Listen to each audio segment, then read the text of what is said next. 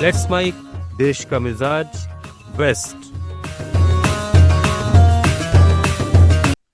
ये है let's mike more than radio. आप सुन रहे हैं पश्चिम भारत की खबरें।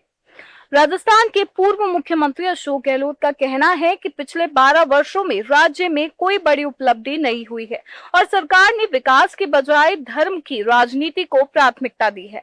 जोधपुर हवाई अड्डे पर मीडिया से बातचीत में उन्होंने जोधपुर में पेयजल संकट का मुद्दा उठाते हुए कहा कि इंदिरा गांधी नहर और लिफ्ट कैनाल प्रोजेक्ट्स पर काम धीमा पड़ा है, जिससे शहर और आसपास के गांव में पानी की समस्या बढ़ रही है।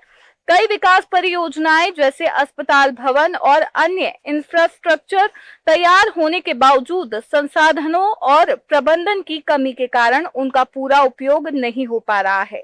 उन्होंने स्वास्थ्य योजनाओं की स्थिति पर भी सवाल उठाते हुए कहा कि मरीजों को इलाज में दिक्कतें आ रही है और सरकारी सिस्टम कमजोर हुआ है। कैसे उसकी मॉनिटरिंग करेंगे?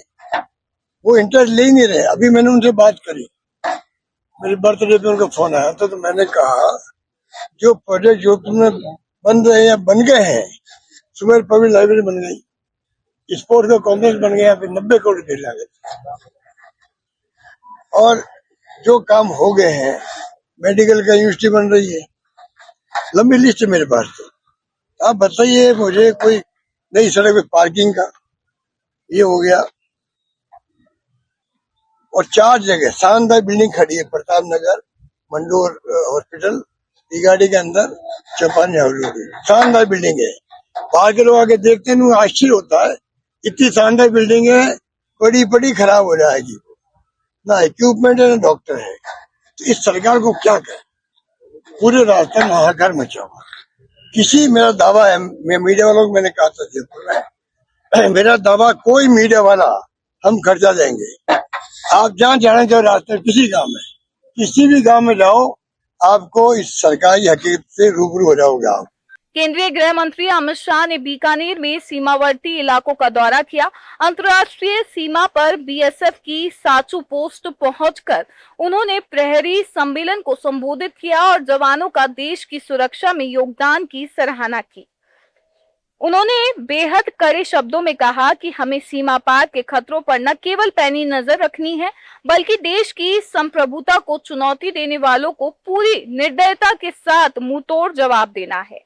शाह के साथ मुख्यमंत्री भजनलाल शर्मा भी मौजूद रहे।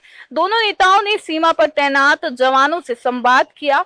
उन्होंने जवानों के मनोबल और सीमा सुरक्षा व्यवस्था को लेकर चर्चा की। शाह ने सीमा चौकियों पर नव निर्मित 14 महिला बैरकों का लोकार्पण भी किया। इन बैरकों में महिला जवानों को बेहतर सुविधाएं उपलब्ध होंगी और सीमा क्षेत्रों में उनकी तैनाती और अधिक सुदृढ़ होगी।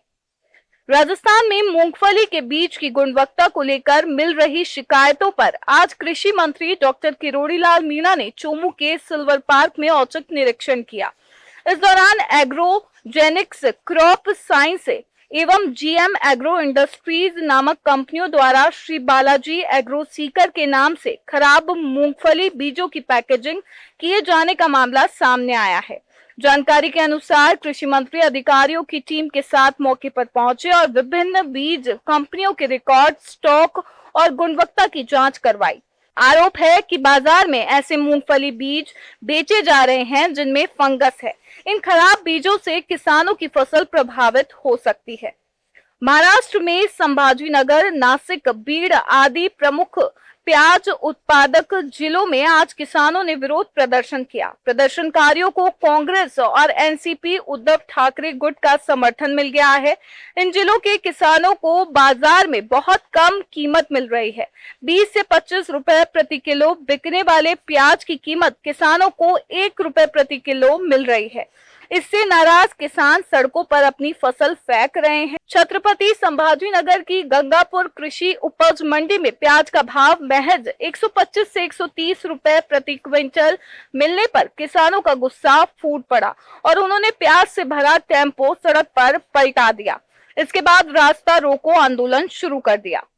महाराष्ट्र, गोवा, गुजरात, दमन और राजस्थान की ताजा खबरों के इस बुलेटिन को रोजाना सुनने के लिए डाउनलोड करें लेट्स माइक ऐप। जुड़े रहिए लेट्स माइक के साथ। आप सुन रहे थे लेट्स माइक।